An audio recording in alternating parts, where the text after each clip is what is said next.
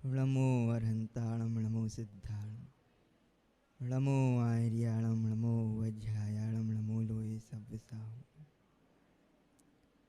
नमः श्रीवर्धमानाय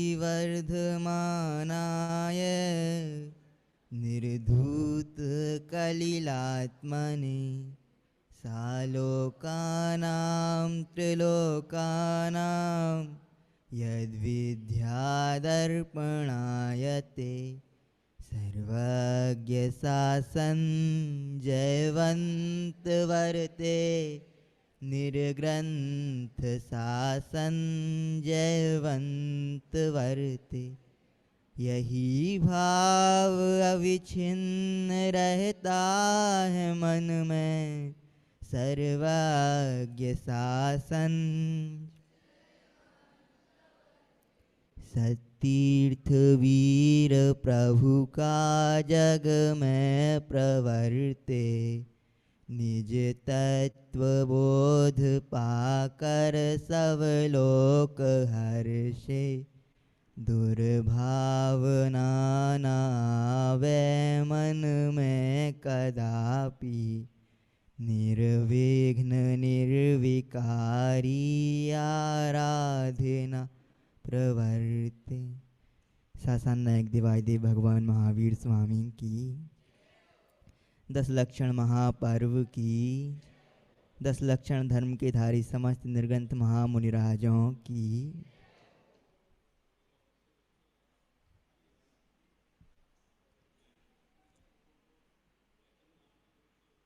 एक ऐसे मुनिराज की कथा जिनने जेठ के महीने में तपती हुई शिला पर बैठकर केवल ज्ञान प्रकट किया था।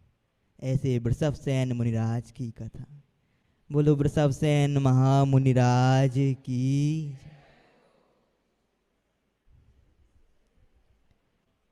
आदरणीय बाल ब्रह्मचारी सुनील भैया जी द्वारा लिखित एक कथा ले रहे हैं और उन्हीं के वाक्यों को दोहराना है यहाँ बैठ के। बस जो त्रुटि होगी वो मेरी समझना और जो आपको अच्छा लगे वो जिन शासन का और उनका ही है। शुरू करते हैं। जैन पुराणों की मंगलमय गाथा गाते हैं वृषभसेन मुनिराज की मंगल कथा सुनाते हैं। सुनो जी मंगल।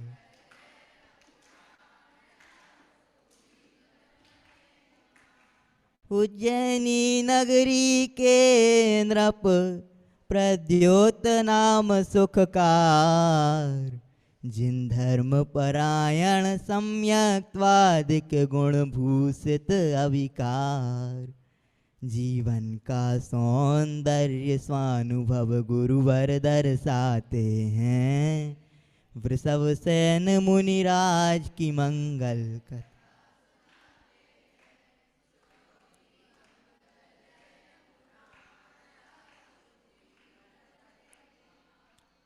उज्जैनी नाम की नगरी।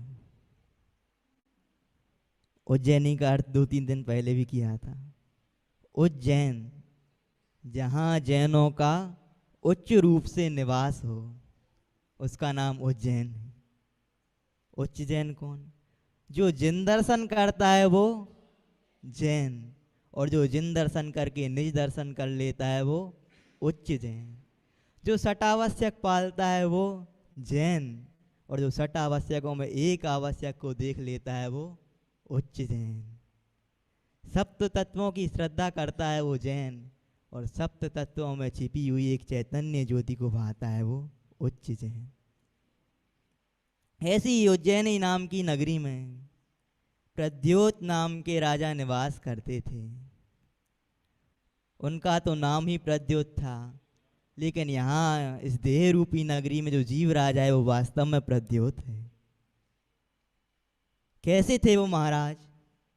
जिन धर्म परायण सम्यक्त्वादिक गुण भूषित अविकार। सम्यक्त्वादिक गुणों से भूषित थे, स्वानुभव से विभूषित थे। श्री गुरु कहते हैं जीवन का सौंदर्य अंतर्मुखता ही है। स्वानुभव ही है इस जीवन का सौंदर्य। ऐसे स्वानुभव से सजे वो प्रद्योत नाम के महाराज उज्जैनी नगरी में निवास करते थे।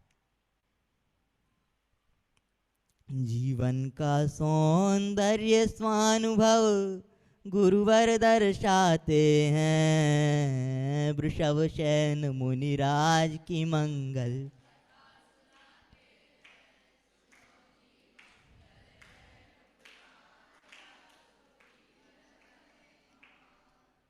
स्वानुभवी जीवन है, स्वभाव का विस्मरण तो वास्तव में मरण है। स्वानुभव पत्रावली में आता है। सुंदर वो है जो अंदर है और सुंदर वे हैं जो अंदर हैं। इस प्रकार से आगे एक दिवस क्या होता है। एक दिवस गजारूढ़ो नृप वन विहार को गए, उन्मत्त हुआ गज दौड़ा रहा, नृप समझ नहीं पाए। क्या करें कुछ भी समझ नहीं वो पाते हैं, वृषभ शयन मुनिराज की मंगल कथा।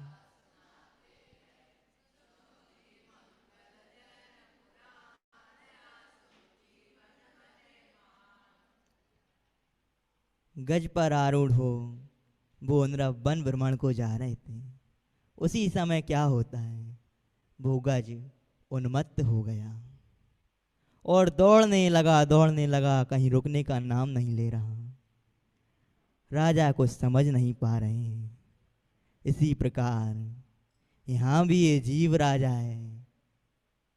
जैसे वो नृप उस गज के ऊपर बैठ गया था, ऐसे ही ये जीव राजा, ये जीव पंचेंद्रिय के विषय रूपी गज के ऊपर आरूढ़ है। जो इंद्रिय विषय गजारूढ़ को विषय भरमाए, नरक निगोद के गर्त माहियों से गिरा। वो हाथी राजा को कैसे भरमा रहा था, जैसे पांचों इंद्रियों के विषय रूपी गज पर बैठे हुए इस जीव को ये पांच इंद्रिय के विषय भटकाते हैं और नरक निगोद के गर्त में ले जाते हैं। अगर महावत साथ में होता तो उस हाथी को नियंत्रित कर सकता था। ऐसे ही तुम इन इंद्रियों के विषयों पर बैठे तो हो, लेकिन महावत को साथ में रखना। महावत कौन?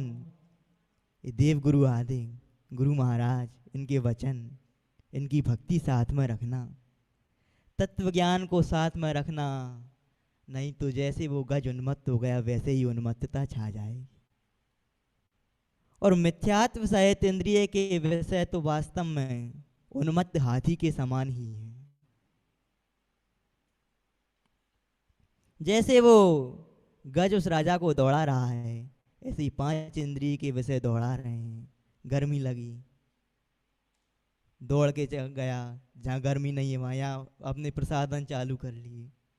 सर्दी लगी, दौड़ रहा है। इच्छा हुई कि आज ऐसा भोजन मिलना चाहिए, उसके पीछे उस इच्छा की पूर्ति में दौड़ रहा है। लेकिन क्या कहते हैं, देखन मात्र के रम्य भोगत अति दुख पाते हैं, वृषभ सेन मुनिराज की मंगल कथा सुनाते हैं।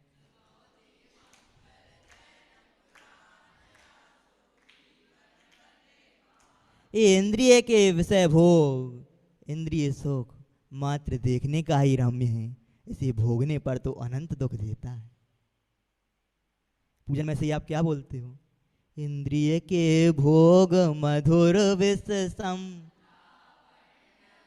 मीठे जहर के समान है।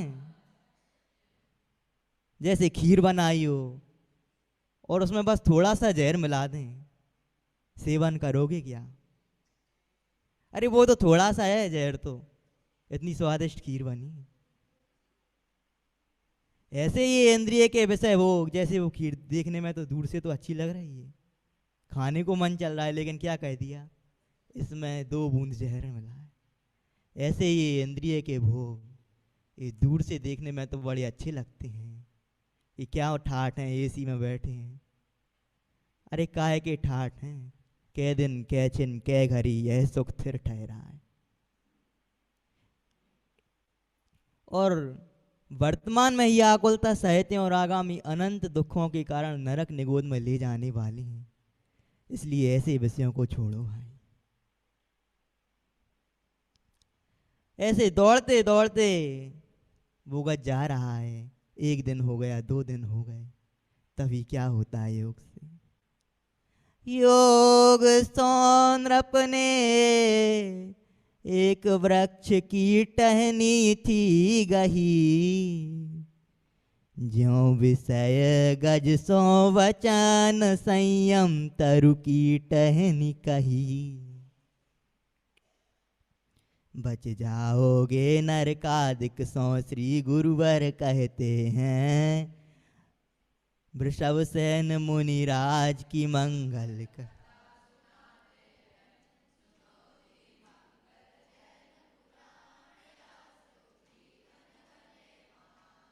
ये योग से क्या होता है, वो गज एक विशाल वृक्ष के नीचे से निकल रहा है, और निकलते समय उस राजा ने उस वृक्ष की एक टहनी पकड़ ली और वो गज तो दौड़ता हुआ निकल गया।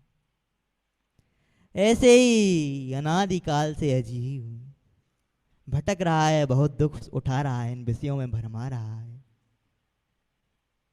और अब मनुष्य भव में जिन धर्म रूपी वृक्ष के नीचे आया है, इसकी किसी भी टहनी को पकड़ लेना, बड़ी विशाल विशाल शाखाएं इसकी, सम्यक ज्ञान चारित्र, किसी भी एक टहनी को पकड़ लेना मूल तक पहुंच जाओगे। और यदि वो नृप टहनी नहीं पकड़ता, उसी पर बैठा रहता, तो आगे जाकर वो गज उसे गर्त में गिरा देता, मृत्यु को प्राप्त होता। ऐसे ही यदि इस टहनी को नहीं पकड़ी, जिन धर्म रूपी वृक्ष के नीचे आए हो, सम्यक्तवादी गुणों की टहनी नहीं पकड़ी, तो समझना नरक निगोद में, फिर ये पंचेंद्रिय के विषय तुम्हें नरक निगोद में ले जाएंगे। जब उस वृक्ष की टहनी पकड़ ली, और क्या होता है, धीरे धीरे उतार नृप एक गांव में पहुंचा भाई, श्रेष्ठी कन्या जिंदत्ता कुआं पर पानी भर रही। उस वृक्ष से उतर कर वो नृप चलते चलते एक गांव में पहुंचा। वहां गांव में एक जिनपाल नाम के श्रेष्ठी की पुत्री, जिसका नाम था जिनदत्ता, वो इस कुएं पर शुद्ध रीति से छानकर पानी भर रही होती है, और शुद्ध पानी को देखकर वो नृप कहते हैं, पानी मिलेगा क्या। ऐसा सुनकर वो कन्या, जिनदत्त सेठ ने उसे, जिनपाल सेठ का नाम क्या था, जिनपाल सेठ ने उसे शील आदि के ऐसे संस्कार दे रखे थे कि बेटा कोई भी आए तुम आगे मत जाना, हमें आगे खड़ा करना। किंतु आज तो संयुक्त परिवार बिखरते जा रहे हैं, संयुक्त परिवार बिखर रहे हैं, और एकल परिवारों का ऐसा हाल हो गया कि वो उसका पुरुष है, वो तो कहाँ चला गया सर्विस पे, और घर में अकेली रह गई। तब कोई भी आया, वही दरवाजा खोलने जा रही है, किंतु वो जिनदत्ता सोचने लगती है कि बेचारा प्यासा है, और वहाँ पर 2-4 बहनें और पानी भर रही थी, तो ऐसा जान उसने नीची निगाह की और पानी पिला दिया। अन्य जो महिलाएं वहाँ पर पानी भर रही थी, अब ड्रेस तो उसकी, वस्त्र तो राजा के ही थे, किंतु 2-4 दिन से वो गज के ऊपर आरूढ़ था, गज भागता जा रहा था, ऐसे में उसके वस्त्र आदि फट गए थे, मलिन हो गए थे। तो जहाँ वहाँ जो महिलाएं पानी भर रही होती हैं, वो कहती हैं कि शायद इसे कहीं राजा की फटी हुई ड्रेस मिल गई। लेकिन वास्तव में है तो कौन? ऐसे ही ये जीव राजा है। पर्याय में हालत भले ही ऐसी है, किंतु पर्याय को देखकर, मात्र उन कपड़ों को देखकर, वस्त्रों को देखकर राजा का अपमान मत कर देना। ऐसे ही मात्र पर्यायों को ही देखकर इस भगवान का अपमान मत कर देना। देखो ऐसी हालत होती है और वह जिनदत्ता शीघ्र ही अपने घर पहुंचती हैं और पिता से जाके कहती हैं, तुरंत ही पानी पिलाया जिनपाल सो जाके कही, उत्तम प्रकृति गुरुजनों से कुछ भी छिपाए नहीं।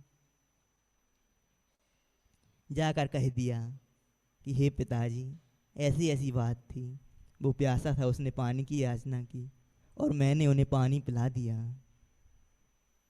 वहाँ पर 3-4 बहनें उपस्थित थीं।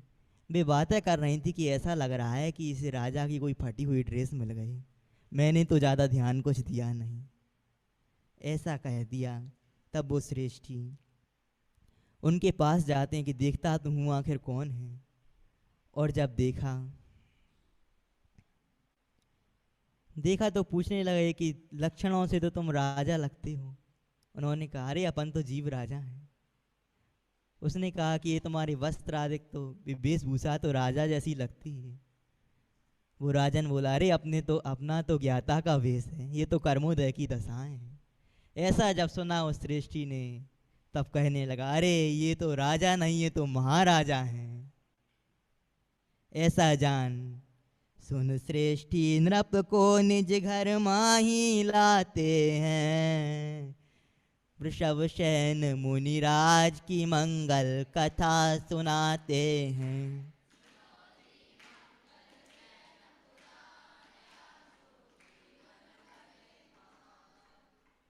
वृषभ शयन मुनिराज की कथा सुना रहे हैं। उज्जैनी का एक प्रद्योत नाम का राजा था। वो हाथी पर सवार होकर वन भ्रमण को जा रहा होता है। उसी समय वो हाथी उन्मत्त हो जाता है और दौड़ने लगता है। दौड़ते दौड़ते वो राजा एक वृक्ष की टहनी पकड़ लेता है और धीरे से धीरे नीचे उतर कर आता है। कुएं पर जिनदत्ता उसे पानी पिला देती है। और जो श्रेष्ठी था, जिनदत्ता का पिता, उसका नाम क्या था? जिनपाल। जिनपाल नाम का वो श्रेष्ठी, वो उससे मिलने गया और पहचान की ये तो कोई जिन धर्मी है। ऐसा जानकर उसे घर ले आते हैं। किया बहु सत्कार नृप भी था रसाया, जिन धर्मी लख धर्मानुराग सृष्टि ने बरसाया। धर्मी धर्मी का नेह अपूर्व ही दिखाते हैं, वृषभ सेन मुनिराज की मंगल कथा सुनाते हैं।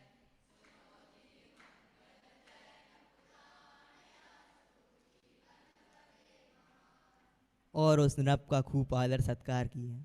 अभी किसी को पता नहीं है कि ये राजा है, मात्र क्या जाना कि कोई धर्मात्मा है। ऐसा जानकर घर ले आए, आदर सत्कार किया। धर्मी धर्मी का नेह तो अपूर्व ही दे होता है। छह ढालाजी में क्या आता है? गाय और बछड़े के समान प्रीति होती है। इस प्रकार जब उन मंत्री गणों को वहां, नगरी कौन सी? उज्जैनी नगरी, खबर लगी कि नृप की जो हाथी था वो उन्मत्त हो गया और वे मंत्रीगण उस राजा को ढूंढने निकल पड़ते हैं। निकले तो उसी गांव में यहाँ पहुँचते हैं और महाराज को देखते ही उनके चरणों में गिरने लगते हैं। आए खोजते नृप मंत्री गण वहाँ भाई, आए खोजते नृपति को मंत्री गण वहाँ भाई। कर नृप के दर्शन सबई हर्षाए सुखदाई। कैसे हर्षा रहे हैं वो?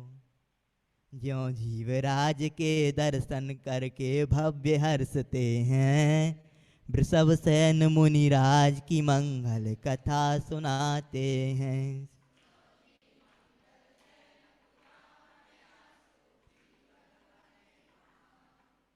जैसे जीवराज के दर्शन करके भव्य हरसते हैं, उसी प्रकार उस प्रद्योत नाम के राजा का दर्शन किए, वो मिल गया तो मंत्रीगण खूब हंसते हैं और उस राजा के चरणों में गिरने लगते हैं। तभी जो महिलाएं बातें कर रही थी कि ऐसा लगता है कि राजा की फटी फटाई ड्रेस मिल गई इसको, कहीं कोई पागल सा लगता है। तो क्या कहती हैं, अरे रे जो पागल सा लग रहा था उसके तो सब चरणों में गिर रहे हैं। ऐसे ही भाई ये जीव राजा, इसकी दशा ऐसी बनी हुई है, पर्याय को मत देखो भाई। जैसे उस फटी हालत में भी था तो वो कौन, राजा ही। ऐसे ये पर्याय में क्रोध, मान, माया, लोभ, मोह आदि इत्यादि विभाव ये वर्त रहे हैं, फिर भी ये जीवराज तो जीवराज ही है। लेकिन हालत बना रखी है ऐसी, कैसो सुंदर सो तेरो भगवान, कैसो तूने बनाय लयो, कैसो आनंदमयी अमलान, कैसो तूने बनाय लयो। सुंदर है, आनंदमय है, ज्ञान आदि अनंत गुणों की खान है, और उसको कैसा बना लिया है। क्षण में क्रोध, क्षण माही मान, क्षण माही माया, क्षण माही लोभ, निष्कसाई था तेरो भगवान, कसाई तूने बनाए लयो। एक दिन प्रवचन में ही आई थी ये पंक्ति। तो ऐसे ही उस राजा को देखकर मंत्रीगण हर्षाने लगे और उसके चरणों में गिरने लगे। तभी कुछ शिक्षा देते हैं, वो राजा तो बाहर खोजन से मिल गया भाई, पर तेरा जीवराज तो अंतर में ही सुखदाई। वो राजा तो बाहर खोजने से मिल गया, पर तेरा जीवराज तो अंदर है। जो जानन जानन जानन धारा बह रही, उसी धारा को पकड़ते हुए अंदर चले जाओ। स्वानुभव में सहज पने, उसके दर्शन कैसे करें। वो तो बाहर मिल गया, लेकिन ये जीव राजा तो अंदर है, इसके दर्शन कैसे करें। स्वानुभव में सहज पने ही दर्शन पाते हैं, वृषभ शयन मुनिराज की मंगल कथा।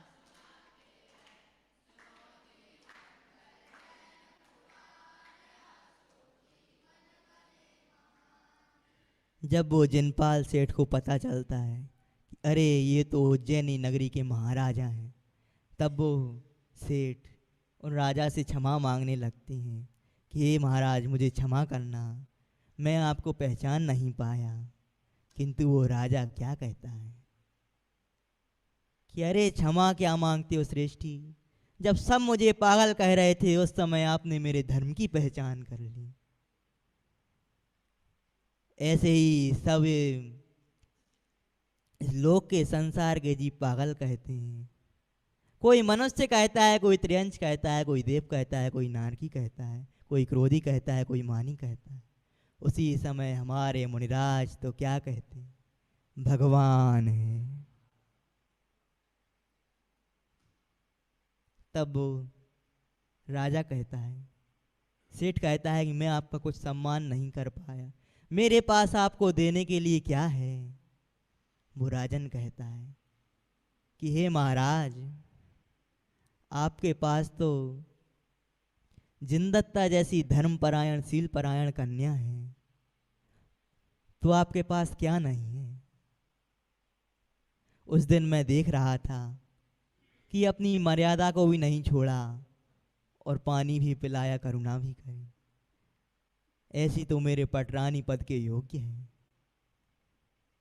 ऐसा जानकर उस राजा ने जिनदत्ता की याचना करते हैं, ली विदाई नृप ने श्रेष्ठी से जिन दत्ता थी चाही, ज्यों ज्ञानी को मुक्ति कन्या ही है बस भाई।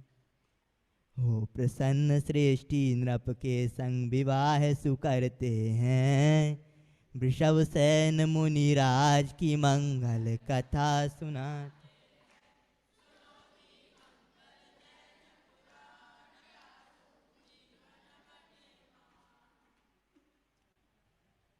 उस जिनदत्ता के साथ उस श्रेष्ठी जिनपाल ने जिनदत्ता का किसके साथ? प्रद्योत नाम के राजा के साथ विवाह कर दिया और नगरी में पहुंचते ही उसे पटरानी बना दिया। अगर देखें तो पटरानी किसने बनाया?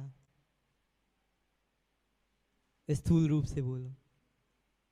एक लोटा पानी ने। भाई किसी की सेवा का अवसर आए कभी मत चूकना। किसी साधर्मी की सेवा का, भैया वृत्ति का अवसर आए हमेशा उसका सहयोग करना। और इस प्रकार उसे पटरानी बना देते हैं और कुछ ही दिवस में एक पुत्र का जन्म होता है। और जन्म से पूर्व रात्रि में वो कन्या, आज कौन है? पटरानी। क्या नाम था? जिनदत्ता। वो स्वप्न में कुछ देखती है। जन्म दिवस की पूर्व स्वप्न में एक श्वेत वृषभ लख, नाम वृषभ सैन सुरक्षा हर्षित हो कर चेत। जन्म से पूर्व रात्रि में एक श्वेत वृषभ को स्वप्न में देखती हैं और जब उस पुत्र का जन्म हुआ उसका नाम क्या रख दिया? बोलो। वृषभ सेन। कितने बजे तक लेना है? 5 बजे तक। 5। और इस प्रकार उस पुत्र का जन्म हो गया। वो माता उन्हें संस्कार देती हैं। बचपन से ही धर्म के संस्कार सुदेती हैं। वृषभ सेन मुनिराज की मंगल कथा सुनाते हैं।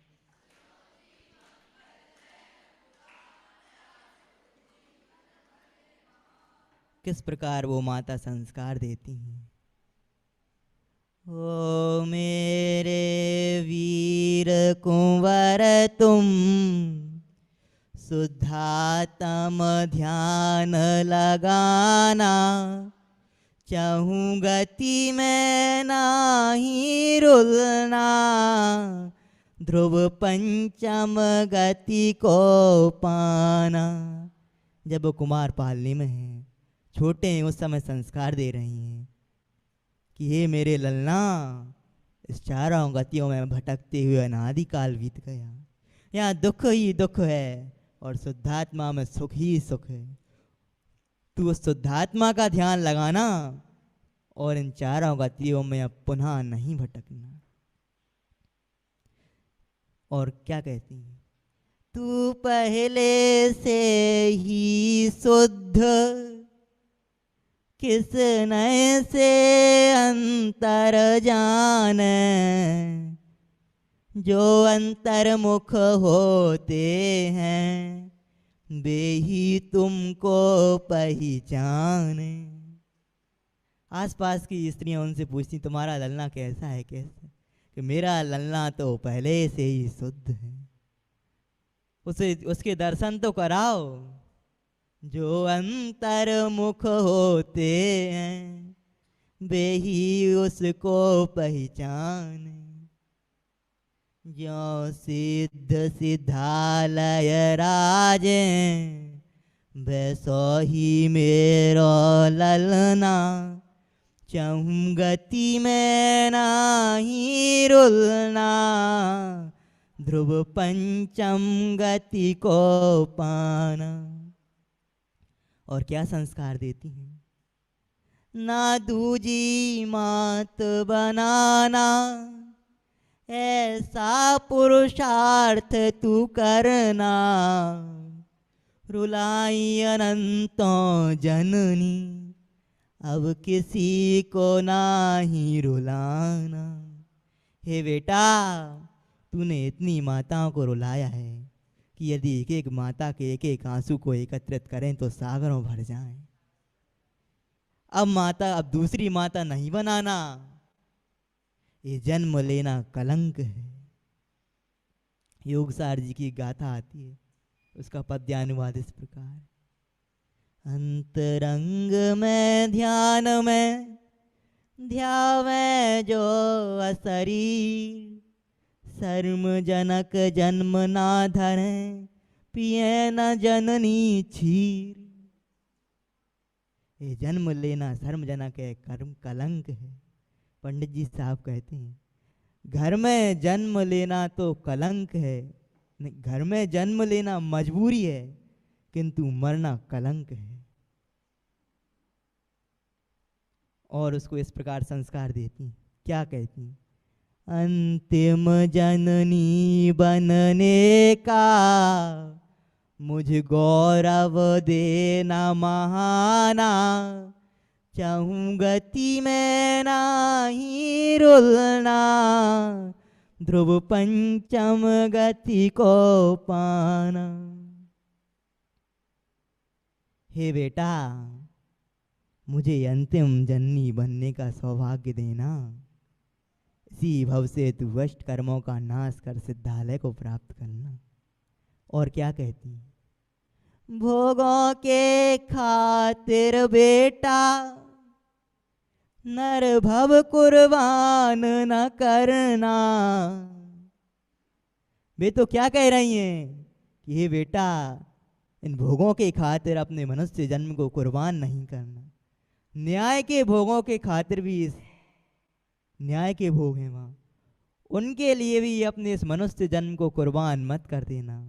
तुम कम से कम यही कह दिया करो कि मोबाइल के खातिर अपना जीवन कुर्बान ना करना, टीवी के खातिर बेटा नरभव कुर्बान ना करना। भोगों के खातिर बेटा नरभव कुर्बान न करना, ये मिली अनंती बार तू निजानंद रस पीना। तू मुनि बन कर के जाना, मुक्ति सुंदरी को पाना, चाहूं गति में नाही रुलना, ध्रुव पंचम गति को पाना। ओ मेरे वीर कुंवर तुम शुद्धात्म ध्यान लगाना, चाहूं गति में नाही रुलना, ध्रुव पंचम। इस प्रकार से बचपन में ही तत्व ज्ञान के खूब गहरे संस्कार देती हैं। पंडित जी साहब कहते हैं, बचपन के संस्कार ही जीवन के श्रृंगार होते हैं। और बचपन में इस प्रकार संस्कार देती देती वो कुंवर भी चैतन्य के गहरे संस्कार पूर्व भव से लेके आया था।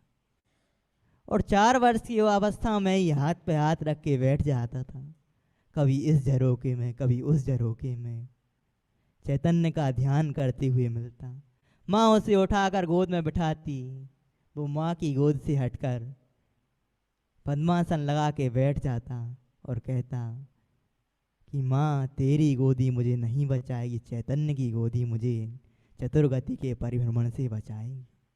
और चैतन्य के गहरे रस में यद्यपि अभी सम्यक दर्शन प्राप्त नहीं किया था, फिर भी 3-4 वर्ष की अवस्था में ही इस प्रकार उनका जीवन था। और किस प्रकार संस्कार लेते हैं, किस प्रकार 8 वर्ष की उम्र में दीक्षा धारण करेंगे और आगे कैसे उस तप्तायमान शिला पर जाकर केवल ज्ञान लय मोक्ष की प्राप्ति करेंगे, वो चर्चा आगे करेंगे। वृषभ सेन मुनिराज की मंगल कथा सुनाते हैं। सुनो जी मंगल जैन पुराण। ओम